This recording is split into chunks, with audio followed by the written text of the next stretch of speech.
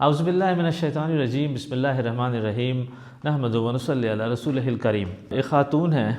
جنہوں نے اپنا ایکسپیرینس شیئر کیا کہ ان کے ساتھ کوئی بندش کا ایشو تھا، ان کے گھر میں کچھ کام تھے جو ان سے ہو نہیں پا رہے تھے، تو انہیں شک گزرا کہ شاید بندش کا معاملہ، تو انہوں نے ایک عامل سے رجوع کیا۔ تو وہ اپنا ایکسپیرینس شیئر کرتی ہیں کہ جب وہ عامل کے پاس پہنچے تو ان کو جب انہوں نے کیفیت بتائی تو انہوں نے کہا جی ہاں یہ بندش ہے اور میں اس بندش کو بالکل کاٹ دوں گا۔ انہوں نے ان سے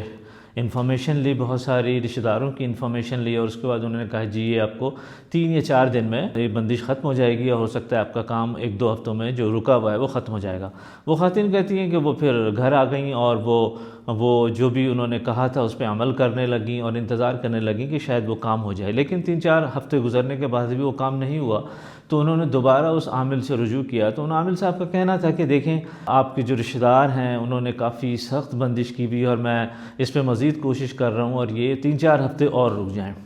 وہ خاتون مزید رک گئیں، اور اس کے بعد انہوں نے دوبارہ جب رابطہ کیا ان عامل سے، اس لیے کہ وہ کام بالکل بھی وہیں رکا ہوا تھا، کوئی فائدہ نہیں ہو رہا تھا، تو اس عامل نے کہا کہ جی دیکھیں میں تو ہر بندش کو کاٹتا ہوں لیکن وہ دوبارہ نئی بندش کر دیتے ہیں۔ دیکھیں ہوتا یہ ہے کہ ان عاملوں کو پتہ کچھ نہیں ہوتا، یہ جھوٹ بولتے ہیں شروع سے ہی، اور اس کے بعد جب ان سے کام نہیں ہوتا تو یہ سارا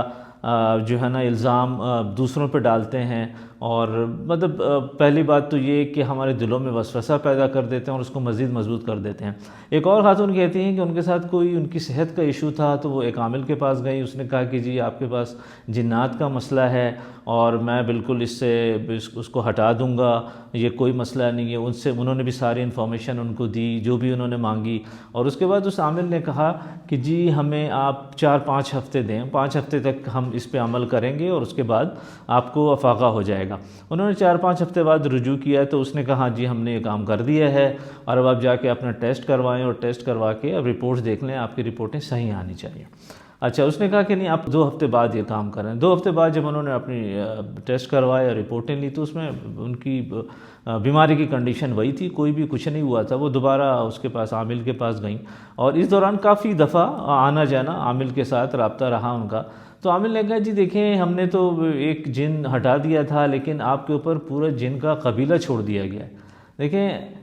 اس قسم کے جھوٹ باندھتے ہیں یہ عامل، اور دیکھیں ان کا مقصد یہ ہوتا ہے کہ ہمارے اندر خوف پیدا کریں، ہمارے وسوسوں کو مضبوط کر دیں، اور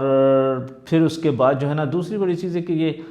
رشتہ داروں میں آپس میں میاں بیوی کے درمیان لڑائی کا سلسلہ کروانے کی کوشش کرتے ہیں۔ اور اس کے علاوہ یہ ہوتا ہے، دیکھیں سب سے بڑا نقصان یہ ہوتا ہے کہ ہم اللہ سے بہت دور ہو جاتے ہیں جب ہم ان عاملوں سے رابطہ کرتے ہیں، اس لیے کہ ایک حدیث کا مفہوم ہے کہ جو کوئی ایک کاہن کے پاس جاتا ہے اس کے 40 دن کی نمازیں قبول نہیں ہوتی۔ تو ڈیفینیٹلی جب ہماری نمازیں قبول نہیں ہوں گی تو ہم سے اللہ سے دور ہو جاتے ہیں، اور لامحالہ ہم جو ہے نا ان کو پر ریلائی کرنے لگتے ہیں، ان پہ ہمارا بھروسہ ہونے لگتا ہے، اور یہ حالانکہ کام کچھ نہیں ہوتا لیکن ہم انہی کے پاس جانا شروع کر دیتے ہیں۔ دیکھیں کچھ علماء جنہوں نے نشانیاں بتائی ہیں کہ